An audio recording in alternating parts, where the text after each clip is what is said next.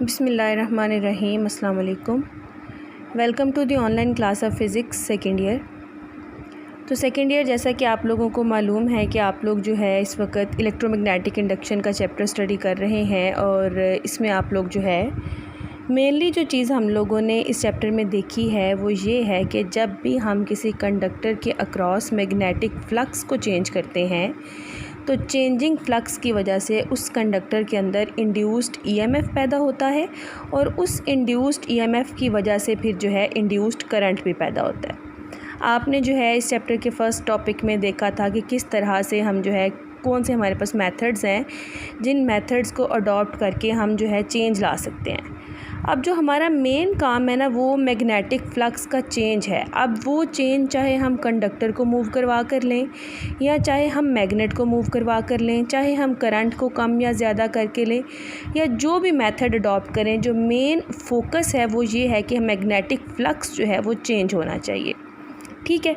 उसके बाद आप लोगों ने जो है मोशनल ईएमएफ को स्टडी किया था, जिसमें आपने देखा कि जब कोई कंडक्टर मूव करता है मैग्नेटिक फील्ड में तो उसकी मोशन की वजह से जो ईएमएफ इंड्यूस होता है उसको हम कहते हैं मोशनल ईएमएफ।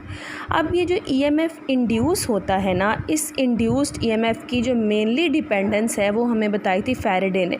आपने जो है लास्ट लेक्चर में Faraday law of electromagnetic induction पढ़ा था, जिसमें आप लोगों ने देखा था कि जो इंड्यूस्ड ईएमएफ है, जो किसी कंडक्टर के अंदर ईएमएफ इंड्यूस होता है, वो एक्चुअली डिपेंड करता है rate of change of flux पे। ठीक है। यानी जितना ज़्यादा फ्लक्स टाइम के हिसाब से चेंज होगा, यानी ज़्यादा चेंज आएगा तो ज़्यादा ईएमएफ इंड्यूस होगा, कम चेंज होगा तो कम ईएमएफ इंड्यूस होगा। ये जो है आप लोगों ने फार्मूला लास्ट लेक्चर में देखा था। इंड्यूस्ड ईएमएफ आपने पहले देखा था, induced EMF is directly proportional to rate of change of flux. और फाइनली जो आपके पास फॉर्म आई थी that was EMF is equal to minus N delta phi by delta t. Delta phi by delta t यहाँ पर है rate of change of flux. तो जितना change in flux with respect to time ज़्यादा होगा, यानी अगर हम किसी फ़र्ज़ करो कंडक्टर को मूव करवा रहे हैं तो वो कंडक्टर जितना स्पीडली मूव करेगा फ्लक्स उतना ज़्यादा चेंज होगा, उसमें से चेंज ज़्यादा आएगा।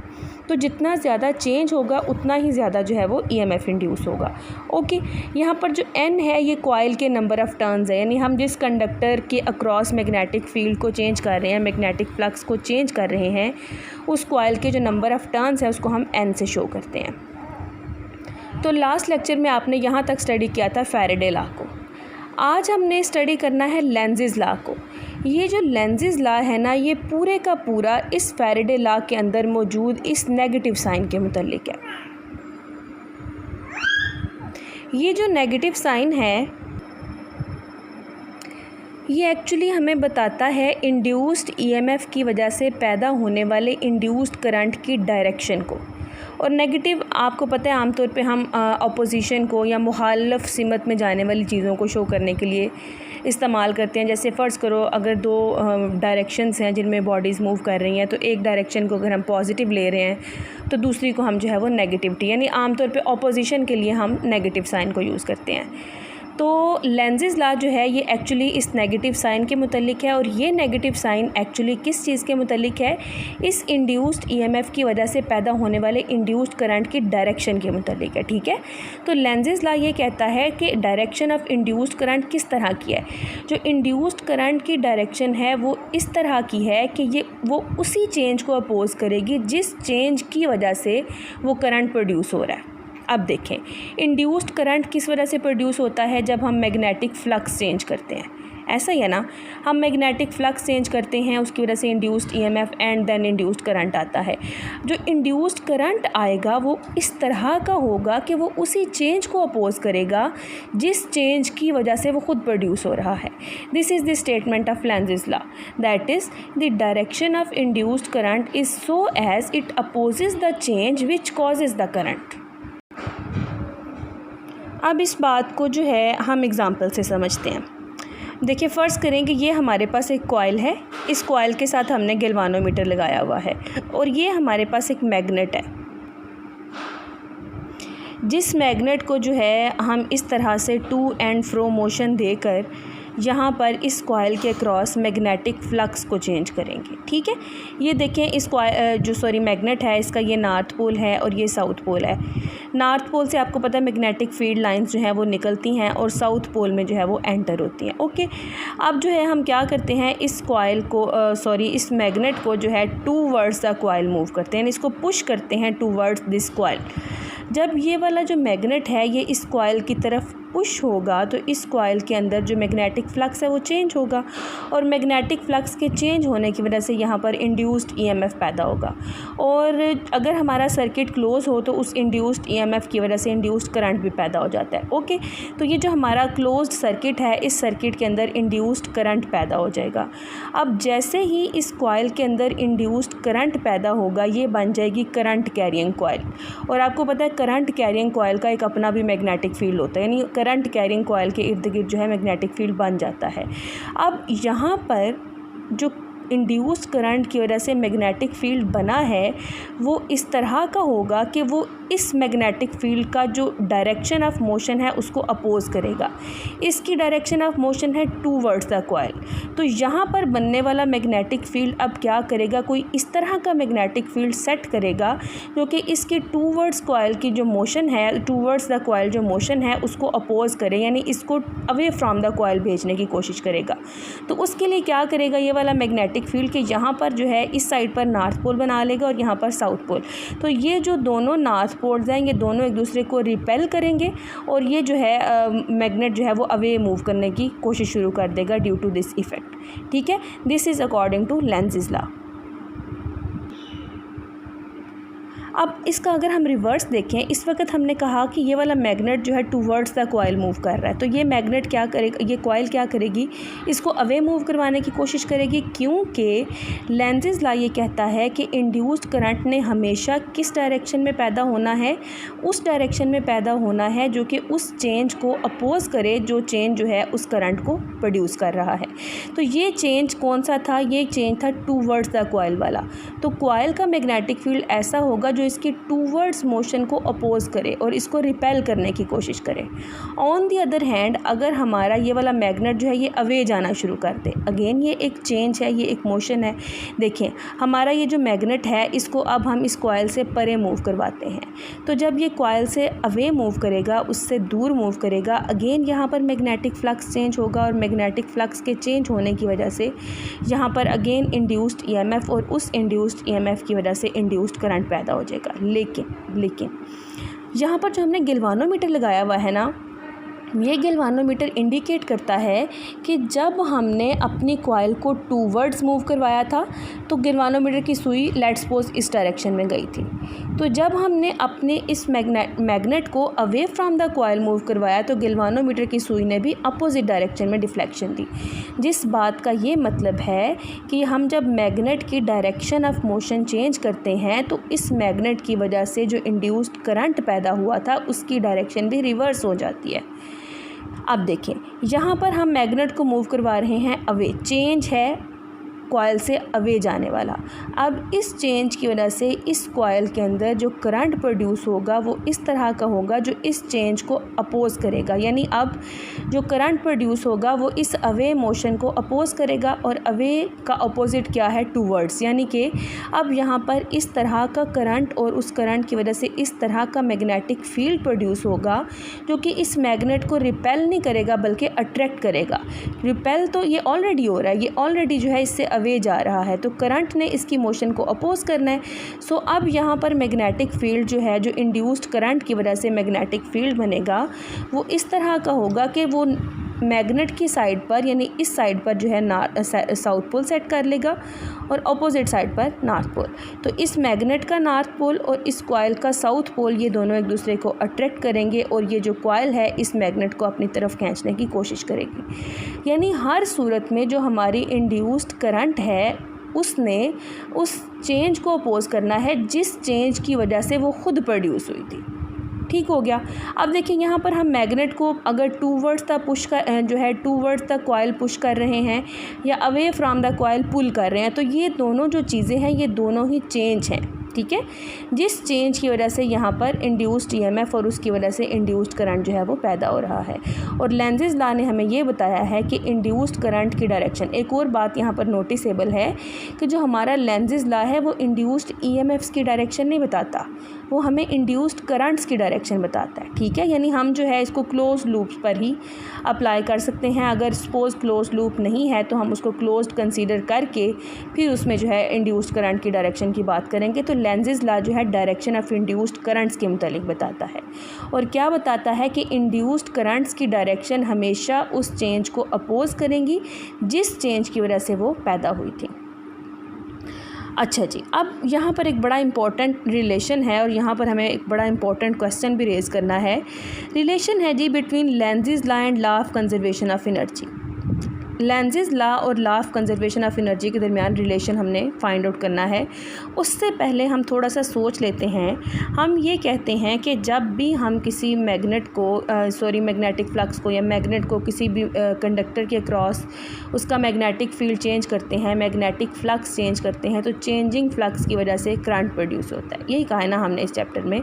शुरू का जो फर्स्ट टॉपिक था उसमें आप लोगों ने बहुत सारे मेथड्स भी देखे थे, जिन मेथड्स में जो है आप मैग्नेटिक फ्लक्स को चेंज करके किसी भी कंडक्टर के अंदर जो है करंट प्रोड्यूस करते थे। ठीक है, आपने देखा कि वहाँ पर हम कोई बैटरी अप्लाई नहीं करते लेकिन वहाँ पर करंट आ जाती है।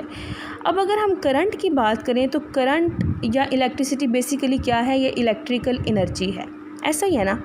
तो हमने एक law of conservation of energy पढ़ा है जो ये कहता है कि एनर्जी को ना ही बनाया जा सकता है और ना ही एनर्जी को डिस्ट्रॉय किया जा सकता है, सिर्फ एक फॉर्म से दूसरी फॉर्म में कन्वर्ट किया जा सकता है। और यहाँ पर हम क्या कहते हैं कि हम जब फ्लक्स चेंज करते हैं तो फ्लक्स चेंज करने से जो है करंट प्रोड्यूस हो जाता है। यानी हमें यूँ लग रहा है कि हम ये बात करते हैं कि करंट पैदा हो जाता है, तो करंट एक्चुअली पैदा नहीं होता। करंट चूँकि एनर्जी है तो एनर्जी प्रोड्यूस नहीं होती, पैदा नहीं होती, बल्कि एक फॉर्म से दूसरी फॉर्म में कन्वर्ट होती है। और इस चीज़ को अब हमें लेंज़ेज़ लॉ ने बताना है। किस तरह से बताना है, उसके लिए आपको रिकॉल करना है कि जब हमारे पास कोई current carrying conductor external magnetic field में होता है, हमने लास्ट चैप्टर में पढ़ा था, करंट कैरिंग कंडक्टर जब एक्सटर्नल मैग्नेटिक फील्ड में होता है तो उसके ऊपर फोर्स लगती है। ये फोर्स हमने फाइंड आउट की थी, F=BIL sin थीटा। यहाँ पर 90 डिग्री लिया हुआ है इस पर्टिकुलर सिचुएशन के लिए, वरना हमने F=IL क्रॉस B निकाला था। एक्चुअली जो ये फार्मूला है ये था F=IL cross B। L cross B को खोलते हैं तो हमारे पास LB sin थीटा आता है। तो जब भी हमारे पास कोई current carrying conductor external magnetic field में पड़ा होता है तो उसके ऊपर ये फोर्स लगती है। अब हम देख लेते हैं कि किस तरह से करंट पैदा होती है कि law of conservation of energy भी जो है वो डिनाई ना हो और लेंज़ेज़ लॉ भी डिनाई ना हो। ये देखेंगे, हमने एक सिचुएशन ली जिसमें हमारे पास ये दो मेटल रेल्स हैं और इन मेटल रेल्स के ऊपर हम ये वाला जो एक कंडक्टर है, suppose conductor of length L, इसको हम मूव करवा रहे हैं और यहाँ पर हमने जो है एक गैल्वानोमीटर लगा लिया और ये जो क्रॉस है ये शो कर रहे हैं कि यहाँ पर इनवर्ड जो है एक मैग्नेटिक फील्ड है। अब अगर हम इस कंडक्टर को मूव करवाते हैं, ये देखें v वेलोसिटी है, जिस v वेलोसिटी के साथ हम इस कंडक्टर को मूव करवाएंगे। सपोज़ हम इस कंडक्टर को मूव करवाते हैं टूवर्ड्स राइट, ओके। अब हम इसको जब टूवर्ड्स राइट मूव करवाएंगे तो इस कंडक्टर के अक्रॉस मैग्नेटिक फ्लक्स चेंज होगा। ये देखें, ये क्रॉस की फॉर्म में यहाँ पर मैग्नेटिक फ्लक्स मौजूद है। जब हम इसको मूव करवाएंगे तो मैग्नेटिक फ्लक्स चेंज होगा और जैसे ही मैग्नेटिक फ्लक्स चेंज होगा इसमें करंट फ्लो करना शुरू कर देगा, ओके। और ये बन जाएगा करंट कैरिंग कंडक्टर। अब ये जो करंट कैरिंग कंडक्टर है ये इस वक्त मूव कर रहा है with this velocity in this external magnetic field, ठीक है। तो जब हमारा current carrying conductor external magnetic field के अंदर मूव करता है तो उसके ऊपर एक मैग्नेटिक फोर्स लगती है जो कि हमने कैलकुलेट की थी, BIL sin थीटा। अब ये मैग्नेटिक फ़ोर्स क्या करती है, इस मैग्नेटिक फ़ोर्स की अगर हम डायरेक्शन को फाइंड आउट करें, डायरेक्शन को फाइंड आउट करने के लिए हमारे पास राइट हैंड रूल है L और B का।